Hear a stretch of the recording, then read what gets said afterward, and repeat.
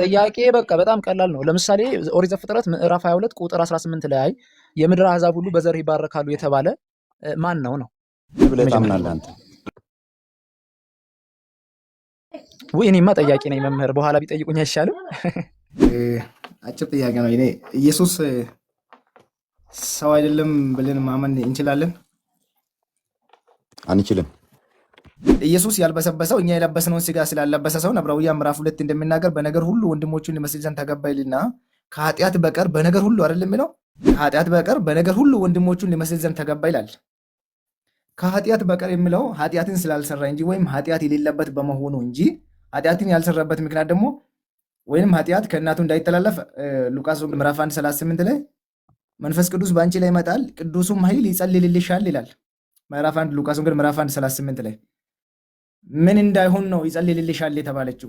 የኔ ትልቁ ፖይንትና ጥያቄ ከተረዱኝ ምናልባት ጥያቄን ቢሾፕ፣ የኔ ጥያቄ ኢየሱስ ክርስቶስ ሰማያዊ ስጋ ከለበሰ ሰማያዊ ስጋ የሚደክም ነው ወይ ወይስ ኢየሱስ ክርስቶስ ሲደክም የነበረው እኛን ለማስተማር ነው?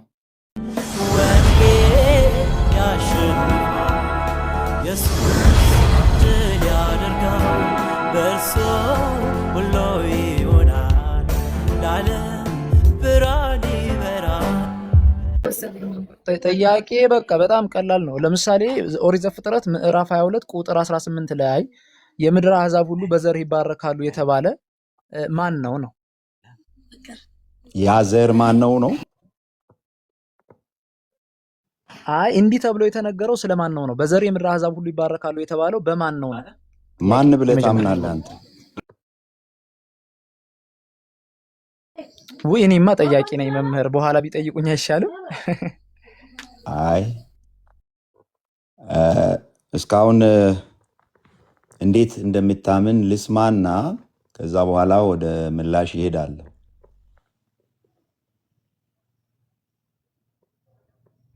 መልካም በቃ አብርሃም እሱ ጳውሎስ ኮት አድርጎ እንደተጠቀመው እኔ ቀጥታ ለክርስቶስ ነው ብዬ ነው ማምነው። በዘር የምድር አሕዛብ ሁሉ ይባረካሉ የተባለው በኢየሱስ ክርስቶስ የምድር አሕዛብ ሁሉ እንደሚባረኩና አብርሃምም ያን ቃል የገባለተኝ ስለ ኢየሱስ ክርስቶስ ይህን ቃል እንደተናገረ አምናለሁ። በስጋ ከእርሱ ስለሚወለድ ማለት ነው። እኛ ስጋው ጅማሬ ያለው ብለን እናምናለን። ቃል ወይም መለኮቱ ደግሞ ያ ለምሳሌ በስጋ ሞተ በመንፈስ ሆነ የተባለለቱ ማለት ነው። እና የያዘው ስጋ እኛ ቀን የሚቆጠርለት ነው። በአጭሩ እድሜ ያለው ነው። ልደት ያለው ነው። ከማርያም በተወለደ ጊዜ ስለምን ስናወራ ስለ ያዘው ገንዘቡ ስላደረገው ስጋ ስናወራ ማለት ነው። እና ይሄንን ብዬ የማምነው በስጋ ከዳዊት ዘር ስለሆነ የአብርሃም ልጅ ስለሆነ ስለሱ የተነገረ ነው ብዬ አምናለሁ። ኦኬ፣ ከማርያም ስጋና ደም ወስደዋል ብለህ ታምናለህ? በሚገባ ምክንያቱም የማህፀንሽ ፍሬ ብላታለች። መጽሐፍ ቅዱሳዊ ማስረጃ ኤልሳቤጥ በመንፈስ ቅዱስ ተመልታ አንድ ነገር ለምሳሌ የዚች ዛፍ ፍሬ ከተባለ ፍሬዋ የራሷ ከሷ የተገኘ ነው፣ ከሌላ የመጣ አይደለም። ልክ ይህንን ደግሞ የማህፀንሽ ፍሬ የተባረከ ነው ብላ ኤልሳቤጥ ለድንግል ማርያም ስትነግራት እንሰማለን። ስለዛ የማህፀን ፍሬ ካለ ኦልሬዲ ከማህፀሯ የተገኘ እንደሆነ ያ ስጋ ግልጽ ነው። ፍሬ አላት ሴት የማህፀንሽ ፍሬ ነው የተባለችው። የማህፀኗ ፍሬ ኢየሱስ ክርስቶስ አይደለም እንዴ መምህር? ይሄ እኮ መንፈሳዊ ንግግር ነው። ፍሬ አላት ሴት ፍሬ እንደዚህ ብሎ ሌላ ካለ የመጽሐፍ ቅዱስ ክፍል ችግር የለውም እቀበላለሁ። እንዲህ ፍሬ ብሎ እንደዚህ ለማለት አይደለም የሚል ማስረጃ ካለ ትዞኬ ችግር የለውም። በጣም ጥሩ። እሺ፣ ስለ ትህትና አመሰግናለሁ።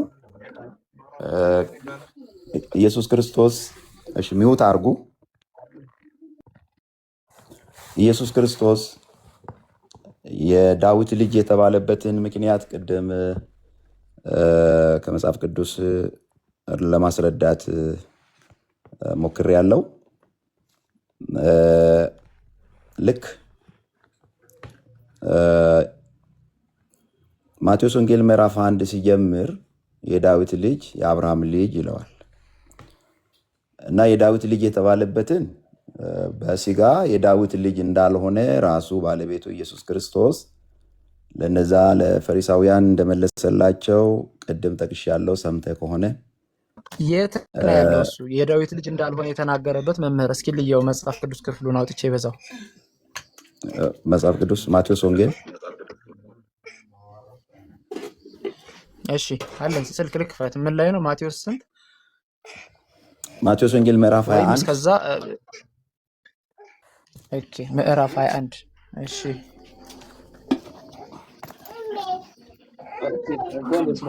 ይቅርታ እኔ ጨለማ ውስጥ ነኝ፣ ማብራት ጠፍቶ።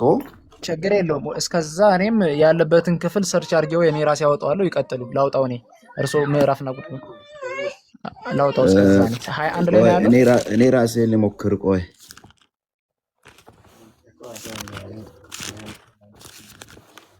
ማብራት እኛ ጋር ስለጠፋ ነው።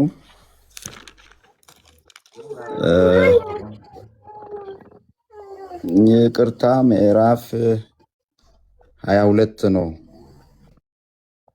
ማቴዎስ ወንጌል ምዕራፍ 22 ከቁጥር 41 ጀምሮ። ፈሪሳውያንም ተሰብስበው ሳሉ ኢየሱስ ስለ ክርስቶስ ምን ይመስላችኋል? የማንስ ልጅ ነው ብሎ ጠየቃቸው። የዳዊት ልጅ ነው አሉት። እርሱም እንኪያስ ዳዊት ጌታ ጌታዬን ጠላቶችን የእግርህ መረገጫ እስካደርግልህ ድረስ በቀኜ ተቀመጥ አለው ሲል እንዴት በመንፈስ ጌታ ብሎ ይጠራዋል? ዳዊትስ ጌታ ብሎ ከጠራው እንዴት ልጁ ይሆናል አላቸው። አንድም ቃል እንኳን ይመልስለት ዘንድ የተቻለው የለም። ከዚያ ቀንም ጀምሮ ወደ ፊት ማንም ሊጠይቀው አልደፈረም ይላል። ግልጽ ነው አይደል? መልካም። ይሄንን ጥያቄ ጌታ ኢየሱስ ለፈሪሳውያን የጠየቃቸው የት ጋር ኮት አድርጎ ነበረ መምህር? ሙሉ ሐሳቡን እዛ ማየት እንችላለን አይደለ መምህር? እኮ ይሄ ሙሉ ሐሳብ አይደል? አልተከታተልከኝ? ይኸው ተለጥፏል። ይኸው ሙሉ ሐሳብ አይደለም። ይሄንን ኮት አድርጎ ለምሳሌ አሁን አይ ተከታትዬዎታለሁ በደንብ። ለምሳሌ እየጠየቃቸው ነው አይደለ ፈሪሳውያንን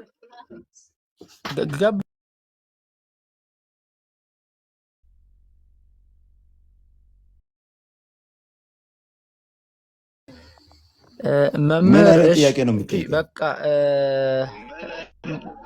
እሺ፣ ግልጽ ቃል አይደለም። መዝሙር 110ን ከቁጥር 1 ከፍቶልኛል። እሺ፣ በጣም ጥሩ።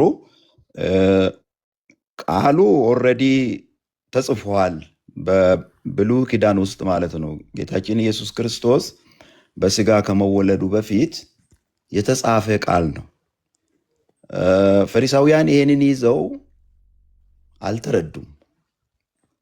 ቃሉ እዛ ዳዊት መዝሙር ውስጥ የተጻፈው ቃል ስለምን እንደሚናገር አልተረዱም፣ አላወቁም። ቢያውቁ ኖሮ ዳዊት እዛ ጋር ክርስቶስን ምን ብሎ ነው የጠራው? ጌታዬ ብሎ ነው የጠራው። በምን? በመንፈስ ጌታዬ ብሎ ነው የጠራው። ስለዚህ ኢየሱስ ክርስቶስ የዳዊት ጌታ ነው እንጂ የዳዊት ልጅ አይደለም ማለት ነው። ጌታ ብሎ ከጠራው እንዴትስ ልጁ ይሆናል አለ ራሱ ማለት ነው። ስለዚህ ኢየሱስ ክርስቶስ የዳዊት ልጅ ነው ብሎ ማመን የፈሪሳውያን ሃይማኖት ነው። ይህንን ልናስተውል ይገባል ማለት ነው። በዚሁ መሰረት ወደ አብርሃም ስንመጣ በዘርህ የምድር አሕዛብ ሁሉ ይባረካሉ የሚለው ያ ዘር ክርስቶስ ነው። ሐዋርያ ጳውሎስም በሮሜ ላይ ጠቅሷል። ስለ ብዙዎች እንደሚነገር ለዘሮቹም አይልም፣ ስለ አንድ እንደሚነገር ለዘርህ ይላል፣ እርሱም ክርስቶስ ይላል። ክርስቶስ የአብርሃም ዘር የተባለበት ምክንያት ምንድን ነው? ምንጩ አብርሃም ነው ማለት ነው። በስጋ ከአብርሃም የተገኘ ማለት ነው? አይደለም በጭራሽ።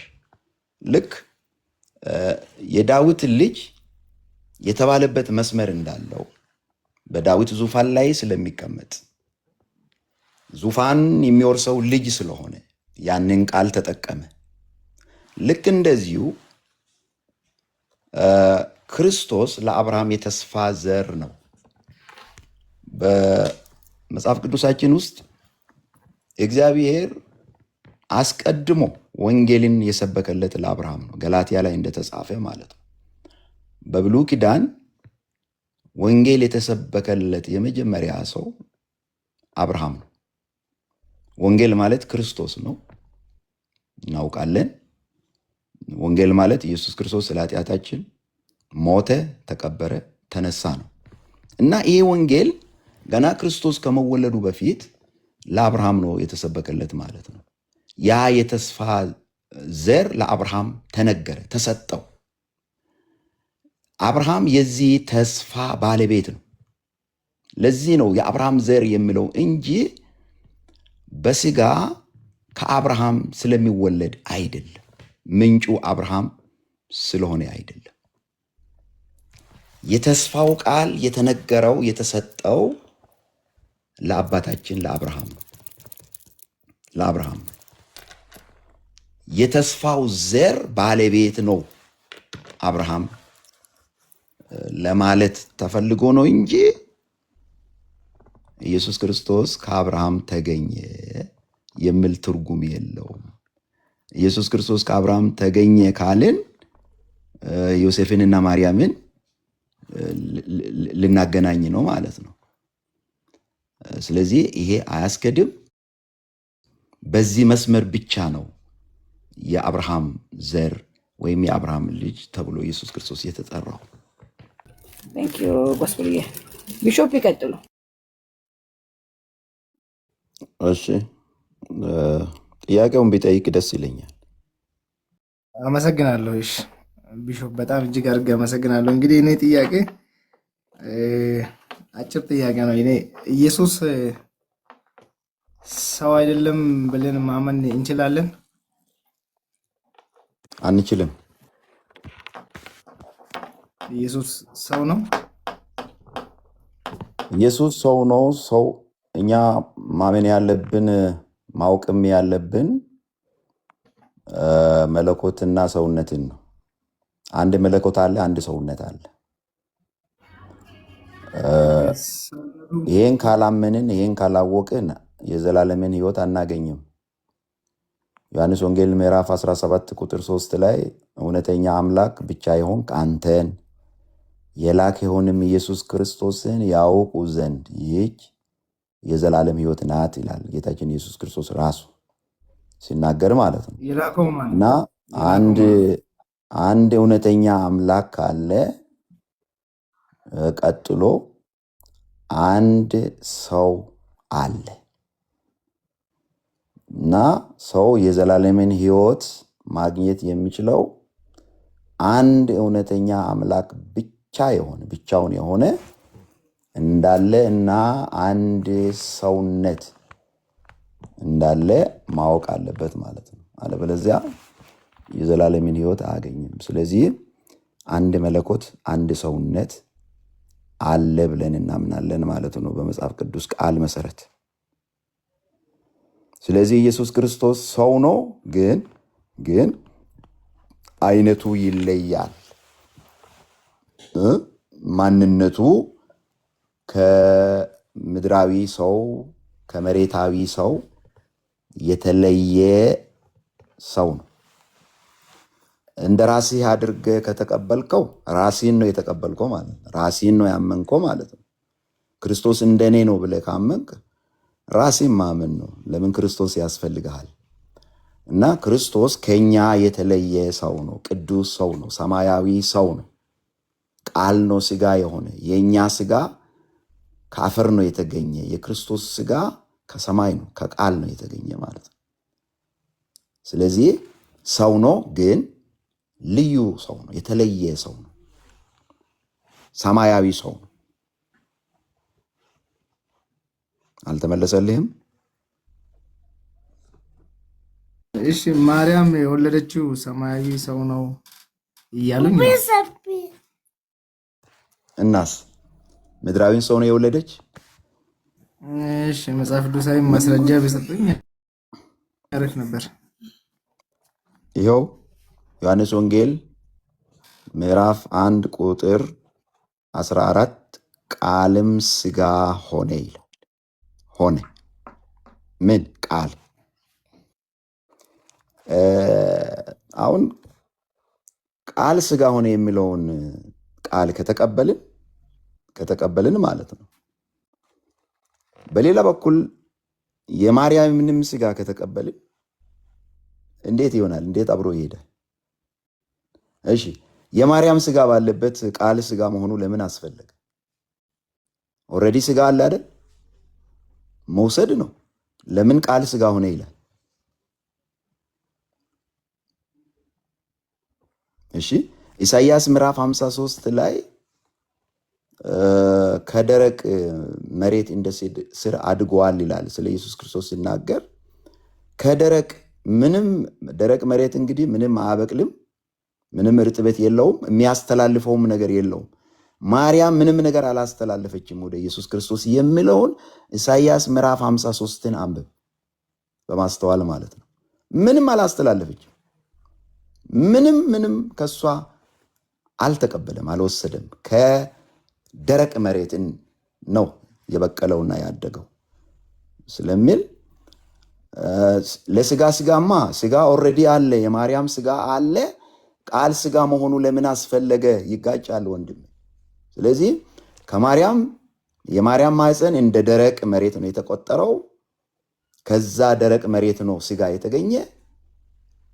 ከየት ተገኘ? ቃል ስጋ ሆነ፣ አለቀ። እሺ ሰማያዊ ስጋ ከሆነ ኢየሱስ የለበሰው ወይም የኢየሱስ ስጋ ሰማያዊ ስጋ ከሆነ ሰማያዊ ስጋ ይደክማል፣ ይሞታል፣ ይራባል። ሰማያዊ ስጋ ኢየሱስ ሞቷል፣ ተርቧል፣ ተጠምጧል፣ ደክሞታል። ሰማያዊ ስጋ ስፔሻል ስጋ እዛ ቀረ፣ እንደ ተራበ ቀረ። አሁን እኮ እዚህ ጋር ኢሳይያስ ገብቶኛል፣ ጥያቄ መልስልሃለሁ። ኢሳይያስ እኮ የተናገረው ትንቢት በትክክል በአንተም በሌሎችም እየተፈጸመ እየሰራ አያለሁ። እሱ ስለኛ በደል ነው፣ ስለኛ መተላለፍ ነው የቆሰለው፣ እኛ ግን እንደተቸገረ በእግዚአብሔርም እንደተቀሰፈ ቆጠር ነው ይላል። ገብቶሃል? አሁን ኢየሱስ ክርስቶስ ስለ አንተ ደህንነት፣ ስለ እኔ መዳን ብሎ የሆነውን ነገር የሰራውን ነገር እኛ ማንነቱ አድርገን ኢየሱስ ክርስቶስን እናሳንሳለን፣ ዝቅ ዝቅ እናደርጋለን። እሺ እና የተራበው አንተን ለማጥገብ ነው። ባዶ የሆነው ያንተን ራቁትነት ለመሸፈን ነው። የቆሰለው በቁስሉ አንተን ሊፈውስ ነው። እኔ ልቤ በጣም ይሰበራል ይህን ስናገር፣ እውነት በጣም ያሳዝነኛል። ኢየሱስ ክርስቶስን እሱ ስለኛ በሆነው ነገር ስናሳንሰው ማንነቱ አድርገን ስንረዳ እኔ በጣም ውስጤ ይጎዳል፣ መንፈሴ ማለት ነው። እና ስለ መተላለፋችን ቆሰለ፣ ስለ በደላችን ደቀቀ፣ የደህንነታችን ተግሳጽ በእርሱ ላይ ነበረ፣ በእርሱም ቁስል እኛ ተፈወሰ። የትኛው ቁስል ነው ሰውን የሚፈውሰው? የትኛው ቁስል ነው? እና የቆሰለው ያንተን ቁስል የኔን ቁስል ለመፈወስ ነው። የተራበው እኛን ከረሃብ ለማውጣት ነው። የሞተው እኛን የዘላለም ሕይወት ሊሰጠን ነው። ትርጉም አለው። ሞቱ ትርጉም አለው። መራቡ መድከሙ ትርጉም አለው። መሞቱ ትርጉም አለው። በአንተ ቦታ ሆኖ በአንተ ምትክ ሆኖ ለአንተ የሚገባህን ነገር ለራሱ እያደረገ ነው። ምትካችን ነው። አንተን ተክቶ እንዳንተ ሲሆን አንተ ማንነቱ ሲታደርግ በጣም እግዚአብሔር ያዝንብሃል ወንድም። በጣም የመጨረሻ እግዚአብሔርን የሚያሳዝን አስተሳሰብ እሳቤ ነው። እና ዋናው ነገር ምንድነው? እንደ ተራበ ቀረ ወይ? እንደ ሞተ ቀረ ወይ? ይህን ቤተ መቅደስ አፍርሱት አለ፣ ግደሉኝ አለ፣ እኔ በሶስት ቀን አስነሳዋለሁ አለ። እንዳለውም ተነሳ፣ በክብር አረገ። አሁን በክብር ዙፋኑ ላይ ነው ያለው። በክብር ተመልሶ ይመጣል። ለምንድን ነው አዋርደን እዛው የምናስቀረው? ያለ ትርጉም አይደለም። እና ትንሽ እግዚአብሔር ማስተዋልን እንዲሰጠን ብንጸልይ ጥሩ ነው ወንድም። ቢቀር ነው እንደ እሱ ተራበ ለምንም ቢቀር ጥያቄ እንደ የለም። ሞተ ቢቀር እሺ ቢቀር አዎ በቃ እንደኛ ነው እንላለን። አሁን እስቲ ከሰው ዘር መበስበስን ሳያይ የተነሳውን በክብር ያረገውን ወደ ላይ የወጣውን ንገረኝ። ከሰማይ ከወረደው በቀር ወደ ሰማይ የወጣ ማንም የለም፣ እርሱም በሰማይ የሚኖረው የሰው ልጅ ነው አለ፣ ስለ ራሱ ሲናገር ማለት ነው። እስቲ ከነገስታትም ዘር ከማንም ዘር ይሁን ከቅዱሳንም ይሁን እስቲ መበስበስን ሳይ ሞቶ የተነሳ አለ? እሱማ ልክ ነው እኮ በዛ ላይ በጣም እውነትም እርሱ እንዳሉት በጣም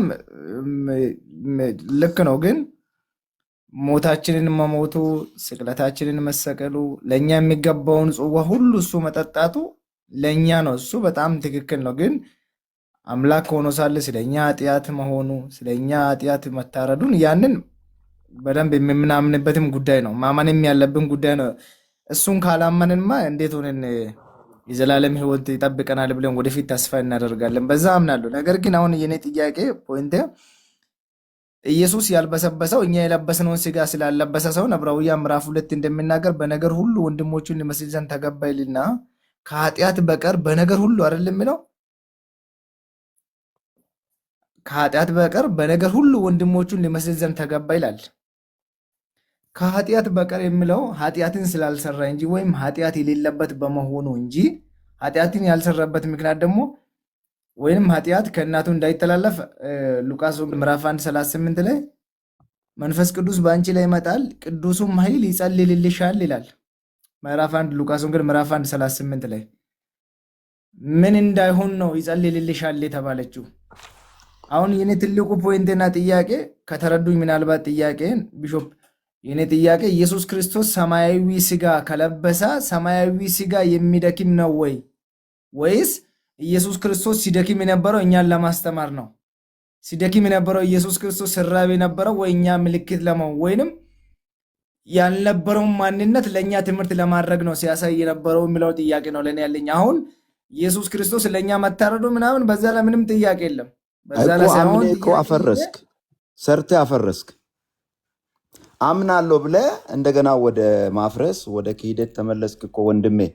እሺ በእኔ ምትክ ነው ስለ እኔ ነው ብለህ ከተቀበልከው ያንን ስራ ጨርሶ ኢየሱስ አሁን የት ነው ያለው?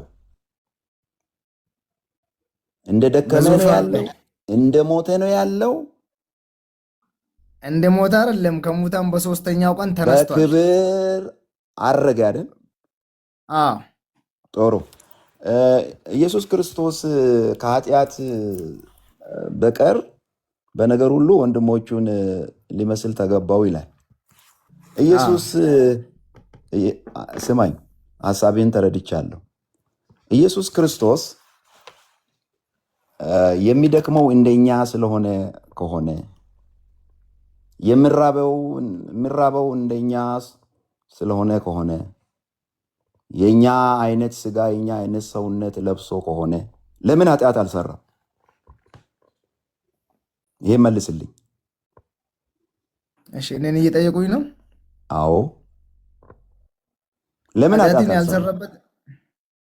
ኃጢአትን ያልሰራበት ምክንያት ኃጢአት የኃጢአት ግብዣ ቀርቦለት ነበር።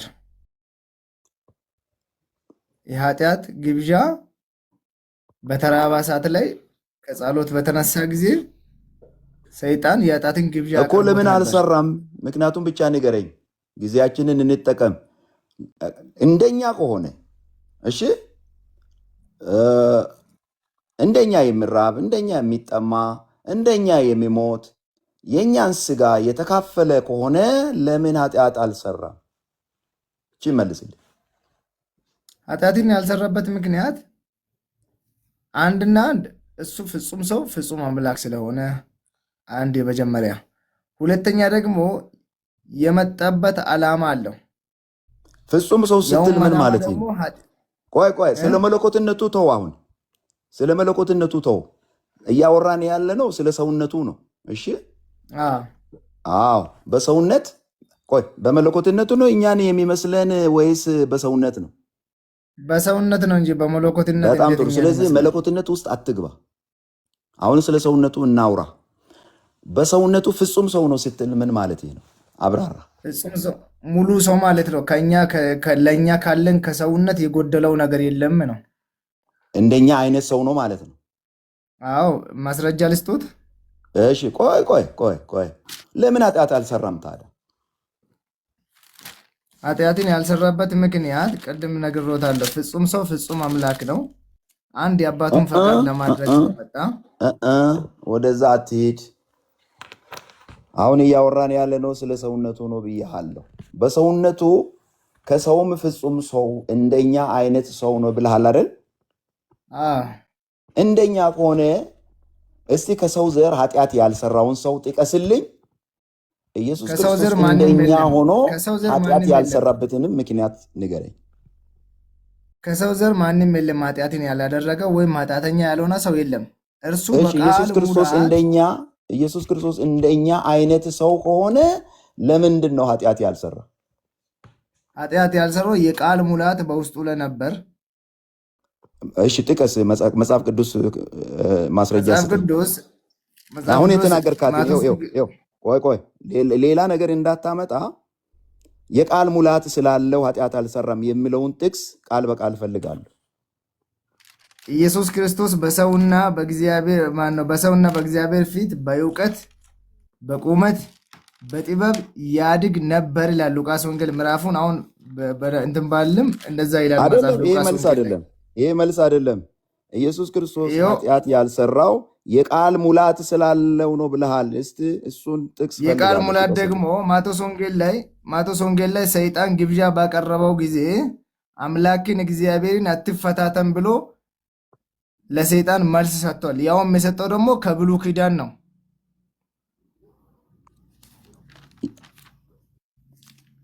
የቃል ሙላት ስላለው ነው ኃጢአት ያልሰራ። ለሰይጣን መልስ የሰጠው ቃል ሙላት በውስጡ ላይ ስለነበረ ነው ብዬ ነው የሚያምነው። ጻፎችና ፈሪሳውያን መጽሐፍ ቅዱስን የሚጽፉ መጽሐፍ ቅዱስን በቃላቸው የሚሸመድዱ ለምን ኃጢአት ሰሩ? ኃጢአት የሰሩበት ምክንያት ኃጢአተኞች እነሱ ዳዊትም ሲናገር በኃጢአት ተጸንሼ እነሆ በኃጢአት ተወለድኩ ይላል እኮ። ኢየሱስም እነዛ በኃጢአት ተጸንሰው የእኛን ስጋ ነው የወሰደ እያልከኝ እኮ ነው። እሺ የእኛን ስጋ ከወሰደ ይህም መጽሐፍሽ እንዴት ይረዳሉ? የዚህም መጽሐፍ አይደለም። ተው አሁን ወደ ሌላ መጽሐፍ አትሄድ። ይህን ስማኝ። እኛ ለዚህ ነው ኢየሱስ ክርስቶስ ከኛ የተለየ ሰው ነው የምንለው። እሺ አንተ አሁን እንደኛ የሆነ ነው ካልክ ማለት ነው የእኛን ስጋ ከወሰደ ያው አይደል እንደኛ ነው። እሺ እቺን መጽሐፍ ለምን ኃጢአት ካስረዱኝ ችግር እቺን ከተረዳው ይሄን መጽሐፍ ከተረዳው ለእርሱ የሚሉትን ነገር ለመቀበል አይከብደኝም። ይሄን መጽሐፍ ብቻ እስቲ እንዴት እንደሚያብራሩልኝ እስቲ። ኢየሱስ ክርስቶስ እንደኛ አይነት ሰው ቢሆን ኖሮ በምንም ተአምር በምንም ከኛ አይለይም። እንደኛ የእኛን ስጋ ወስዶ ከሆነ ስጋ ሁሉ አንድ ነው ይላል መጽሐፍ ቅዱስ። ስጋ ሁሉ አንድ ነው እና ስለዚህ ኢየሱስ ክርስቶስ የእኛን ስጋ የሰውን ስጋ ወስዶ ሰው ሆኖ ከሆነ ያው እኛው ነው። ምንም ከኛ የሚለይበት ምክንያት የለውም። ሰው በፈተና እንደወደቀ ተፈትኖ መውደቅ ግድ ነው። በቃ ሰው ለኃጢአት እንደተሸነፈ በኃጢአት መሸነፍ ግድ ነው። ያንን የሚያደርገው ምንድን ነው? የለበሰው ስጋ ነው። እኔና አንተ አሁን ወደን አይደለም ኃጢአት የምንሰራ። የኃጢአት ፍላጎት፣ የኃጢአት ምኞት በስጋችን ውስጥ ስላለ ወደን አይደለም። ስለዚህ ኢየሱስ ክርስቶስ እንደኛ የሆነ ፍጹም ሰው ነው፣ ከኛ አይለይም ብለን ከተረዳን ኢየሱስ ክርስቶስ ኃጢአትን የማያደርግበት ምንም ምክንያት የለው። ጎበዝ ስጋ የለም ልዩ ስጋ ካልሆነ በስተቀር፣ ከኛ ስጋ የተለየ ስጋ ካልሆነ በስተቀር የአዳም ስጋ ሳምሶን ራሱ በመንፈስ ቅዱስ ከእናት ማህፀን ጀምሮ ናዝራዊ ሆኖ የተጸነሰና የተወለደ በኃጢአት ወድቋል። ሳምሶንን የሚያክል ማለት ነው። እና በእግዚአብሔር መንፈስ ሲነቃቃ የነበረ ከእናት ማህፀን ጀምሮ መንፈስ ቅዱስ የሞላበት ያ ስጋ አብሮ ስላለ ወድቋል። እና የአዳም ስጋ ጎበዝ የለም፣ አንድ ነው። ስጋ ሁሉ አንድ ነው። ቆይ አስጨርሰኝ። እና ስጋ ሁሉ አንድ ነው፣ ጎበዝ ስጋ የለም። ኢየሱስ ክርስቶስ ሰው ነው፣ ግን ልዩ ሰው ነው። ከኛ የተለየ ሰው ነው። ከየት መጣ? ይሄ የተፈታ እንቆቅልሽ ነው። ቃል ስጋ ሆነ። የኛ ስጋ ባለበት ቃል ስጋ መሆኑ ለምን አስፈለገ? በቃ ከኛ የተለየ ሰው ነው። ከላይ የሆነ ሰው ነው። እኔ ከላይ ነኝ እናንተ ከታች ናችሁ ብሎ በእኛና በሰውና በሱ መካከል ያለውን ርቀት ራሱ ተናግሯል ማለት ነው። እኔ ከላይ ነኝ እናንተ ከታች ናችሁ ብሎ እሱ ሰማያዊ ነው፣ እኛ ምድራዊ ነን። እና ስለዚህ ይሄ ወደ ክርክር ከቀየርከው በቃ ያስወርድሃል፣ አንቀጥልም። በቃ የምትቀበል ከሆነ ተቀበል። ይሄ ነው ያለው እውነት፣ ይሄ ነው። ኢየሱስ ክርስቶስ ሰው ነው፣ ግን ከኛ የተለየ ልዩ ሰማያዊ ሰው ነው። እንደኛ ነው ብለህ የምትከራከር ከሆነ ይሄ ድርቅና ስለሆነ አመፅም ስለሆነ አናስተናግድም አመፅን። ይህንን የምትቀበል ከሆነ ተቀበል። ኧረ በጣም በትህትና እየሰማሁ ነው። እውነቴን ነው የምለው፣ በትህትና እየሰማሁ ነው። በፍጹም እየተከራከርኩ አይደለም። እንግዲህ እቺ መጽሐፍ ላንብብና ይህን እንዴት እንደምረዱ ብቻ ካስረዱኝ ይበቃኛል። ዕብራውያን ምዕራፍ 2 ይቅርታ እንደ ጎስበል ሞት አድርገው እያወራን ይሰማል አይደል? ትንሽ ተረጋጋ። አንድ ሞት አድርገውበት አንጨርስም የጀመርነው አንድ ሞት አድርገውና አደምጡ።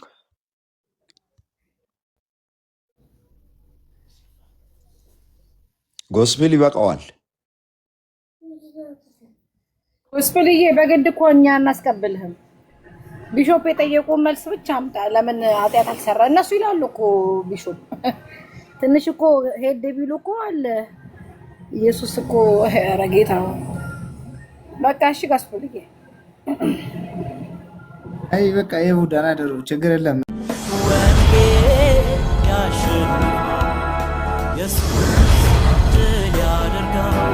በእርሱ ሁሉ ይሆናል።